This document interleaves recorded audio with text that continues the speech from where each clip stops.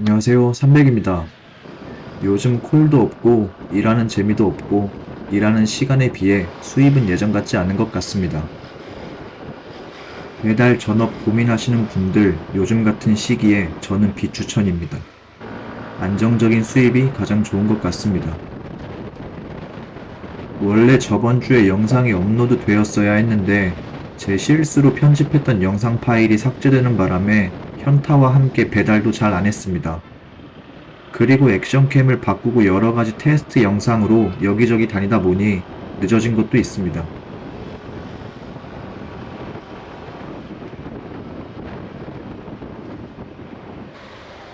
매번 똑같은 영상에 저 혼자 중얼중얼거리는 게 벌써 지루해져서 어떤 영상을 올려야 하나 고민하던 중에 구독자분 중 한 분이 오토바이 구매부터 보험, 제가 사용하는 제품들에 대해서 설명을 해주는 영상도 좋을 것 같다는 말에 이 영상을 만들게 되었습니다. 좋은 컨텐츠 제공 감사합니다.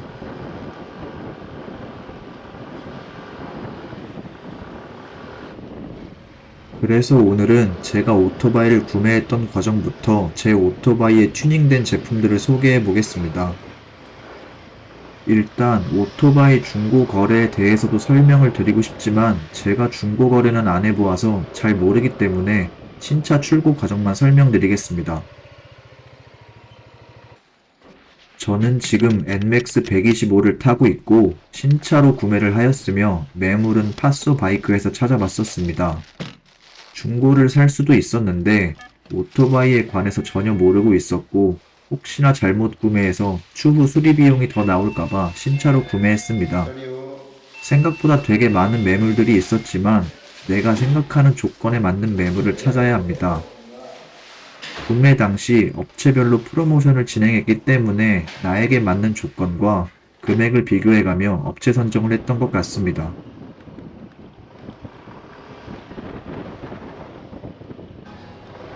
매물을 골랐다면 업체와 연락한 후에 방문을 하였고, 매물 확인 후 궁금했던 점을 충분히 물어본 후에 계약서를 작성했습니다. 저는 현금 결제를 했기 때문에 결제에 관련해서는 따로 물어보진 않았지만, 할부나 다른 방법으로 구매를 생각하고 계신 분들은 업체와 이야기를 해보시는 게 좋습니다.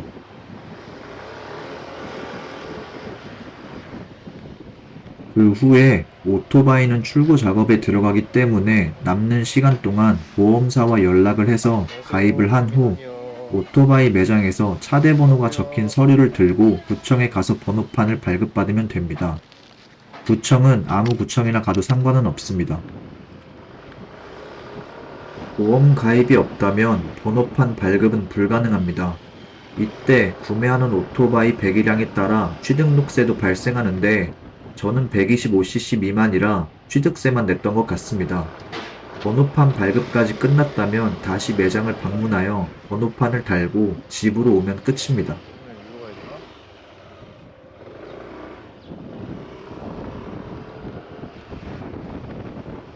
두 번째는 보험 관련인데 일단 배달을 하기 위해 구매했으니 유상운송보험에 가입을 해야 하나 싶지만 전업이 아니라 부업이었고 유상운송보험을 가입하기엔 가격이 매우 부담되었던 걸로 기억합니다. 오토바이 운전 경력이 없어서 보험료가 500만 원이 넘었던 것 같네요. 그리고 보험사별로 보장 내용이 약간씩 다를 수 있으니 오토바이 구매 전에 잘 비교해보고 가입하시는 걸 추천드립니다.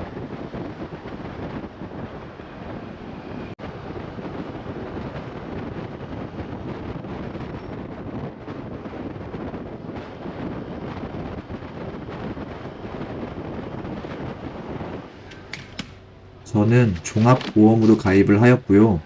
종합보험 안에서도 유상보험, 비유상보험, 가정용으로 나뉘는데 저는 가정용을 선택해서 가입했습니다. 전업 라이더 분들이라면 유상운송이 필수겠지만 퇴근 후에 부업으로 배달을 생각 중이시라면 내가 하고자 하는 플랫폼에 시간제 보험을 가입하여 운행하시면 됩니다.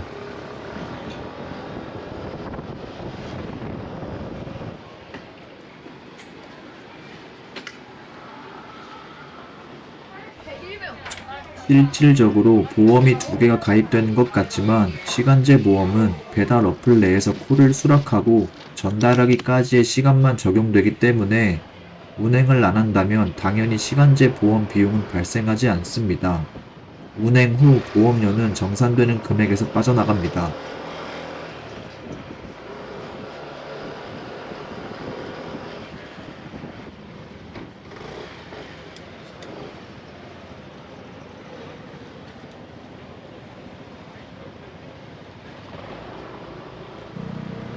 일주일 동안 60만 원의 수입이 발생했다면 그 수입 안에서 시간제 보험료가 빠지고 정산이 됩니다. 시간제 보험의 단점이라면 그 플랫폼만 이용이 가능하기 때문에 다른 플랫폼을 이용하고 싶을 때 제한적이라는 겁니다.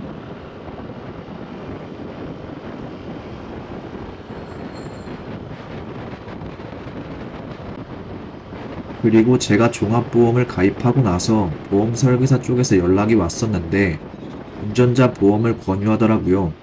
한 달에 몇만 원씩 납부를 하면 된다고 하던데 필수적으로 가입을 해야 하는 건 아니라서 거절은 했지만 가벼운 접촉사고가 아닌 12대 중과실에 해당하는 사고가 발생한다면 필수적일 수도 있겠구나 라고 생각을 했었습니다. 하지만 무엇보다 좋은 건 사고가 안 나는 게 가장 좋은 거겠죠.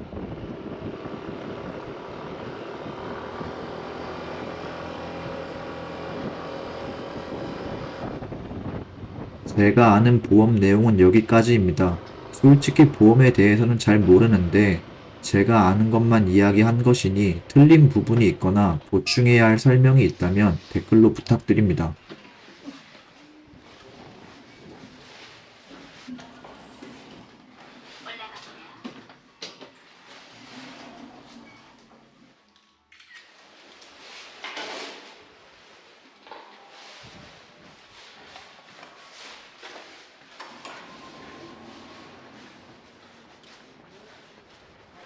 '이 차는 이제 제 겁니다.' 튜닝 이야기에 앞서 요즘 알뜰 배달이라는 걸로 말이 많은 것 같던데 솔직히 저는 이게 뭔지 잘 모릅니다. 예전 같았다면 여기저기 정보를 알아보고 불만도 터트리고 욕도 할 텐데 내가 입 아프게 떠들고 스트레스 받아봤자 어차피 시행할 거 그냥 아무 생각 없이 기다리고 있는 중입니다. 어차피 먹고 살아야 되고 어쩔 수 없이 해야 되는 거 내민 개스. 배달을 하나 회사에서 일을 하나 내가 사장이 아닌 이상 시키는 대로 할 수밖에 없는 입장인 거죠. 한 가지 걱정인 건 내가 언제까지 배달 부업을 할지 모르지만 알뜰 배달이 시작되면 탑박스를 바꿔야 할지 고민입니다. 얼마 전에 자석 파티션을 샀는데 더 큰 탑박스를 사게 된다면 그 사이즈에 맞게 또 구매를 해야 되는 건지. 돈 벌려고 부업을 했는데 돈을 더 많이 쓰고 있네요. 4천억 이상 흑자라는데 탑박스 작은 라이더들한테 큰 걸로 선물 좀. 네, 여기까지가 저의 생각이었습니다.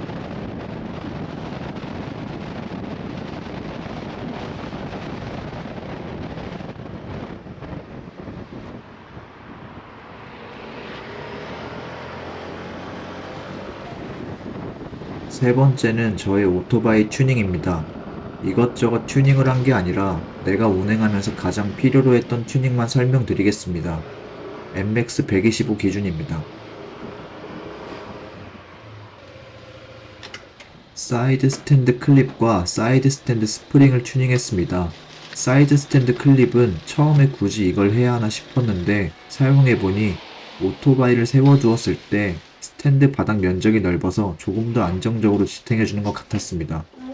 사이드 스탠드 스프링은 처음 NMAX를 샀을 때 스탠드 스프링이 늘어난 걸 달아줬나 싶을 정도로 장력이 약했습니다. 스탠드를 내릴 때 짱짱하게 내려가는 게 아니라 힘없이 내려가서 픽업이나 전달을 갔을 때 오토바이가 넘어가진 않았나 싶을 정도로 불안해서 교체했습니다. 파킹 브레이크 폴딩 레버. 이건 사이드 브레이크가 달린 브레이크 레버라고 생각하시면 됩니다. 경사진 곳에 오토바이를 세워두었을 때 브레이크를 잡고 레버 안쪽에 있는 버튼을 누르면 브레이크가 바퀴를 잡은 상태에서 고정이 되니 밀릴 걱정이 없습니다. 그리고 브레이크 레버가 폴딩이 되기 때문에 오토바이가 넘어졌을 시 파손되는 걸 막아준다고 하더라고요. 아직까지 경험은 없습니다. 핸들 크로스바. 없어도 딱히 상관은 없겠다 싶었지만 기존에 사용하던 크로스바가 망가졌을 때 핸드폰 거치대를 연결할 부분이 없더라고요.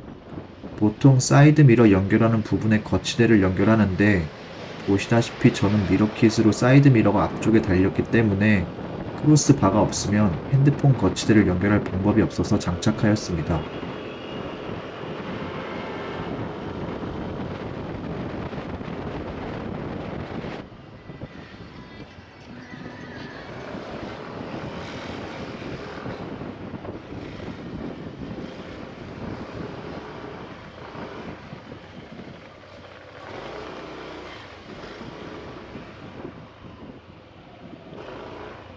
USB 열선 그립.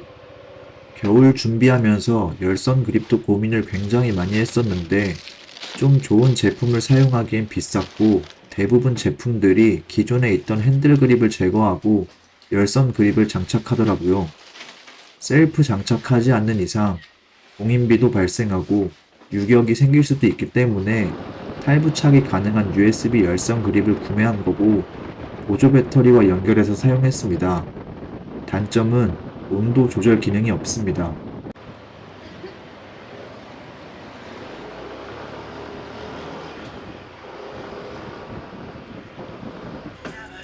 블루투스 헤드셋. 이걸 고른 특별한 이유는 없었고요. 그냥 지름신이 왔던 것 같습니다. 다른 블루투스는 사용 안 해봐서 모르지만 나름 만족하면서 사용 중입니다.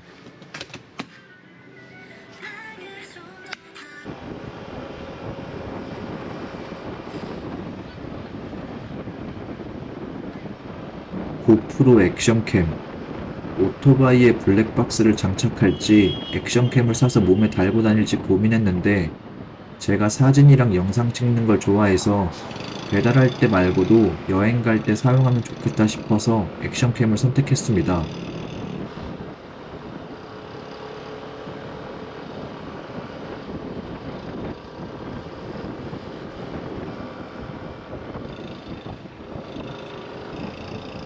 HJC 헬멧. 원래는 SST 헬멧을 썼었는데 가볍고 좋지만 쉴드를 내렸을 때 도수 안 맞는 안경을 쓴 것처럼 앞에 일렁거림이 있어서 HJC 헬멧을 구매했습니다. 이 모델과 가격이 비슷하거나 더 저렴하고 가벼운 것도 있었는데 이 모델을 선택한 이유는 첫 번째로 선바이저 내장이랑 블루투스 헤드셋 이어폰을 따로 넣을 수 있는 공간이 있어서였습니다. 하지만 대두핏이고 기본 무게가 무거울 뿐더러 저처럼 헬멧에 이것저것 달아놓고 장시간 운행하시는 분들에겐 비추천입니다.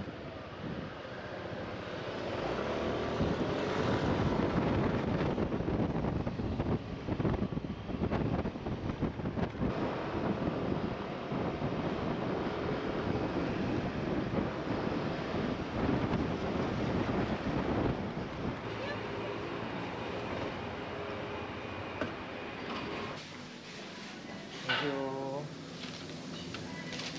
안녕하세요.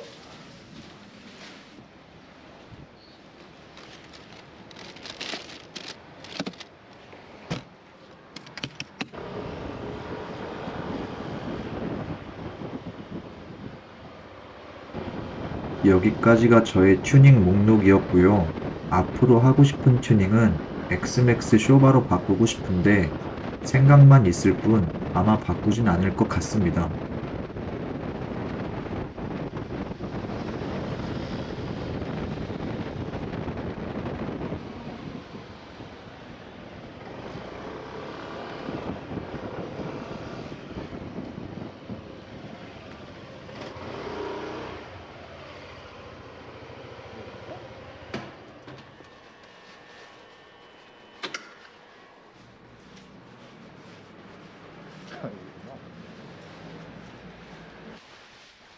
조만간 이종 소형 면허 시험 보는 걸 컨텐츠로 찍어볼 생각인데 만약 면허를 딴다면 더 크고 배기량이 높은 오토바이로 바꾸게.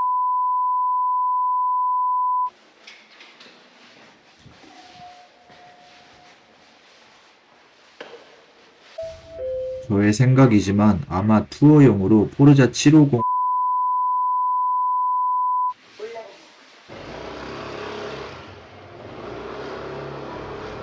그리고 앞으로 단속 카메라가 후면에서도 찍힌다고 하는데 배달 어플 내에서는 내비게이션처럼 단속 카메라가 있다고 알려주는 것도 아니니 지금보다 더 조심히 다녀야겠습니다. 오늘은 오토바이 구매 과정과 보험, 제가 사용하는 장비들에 대하여 설명을 해보았습니다.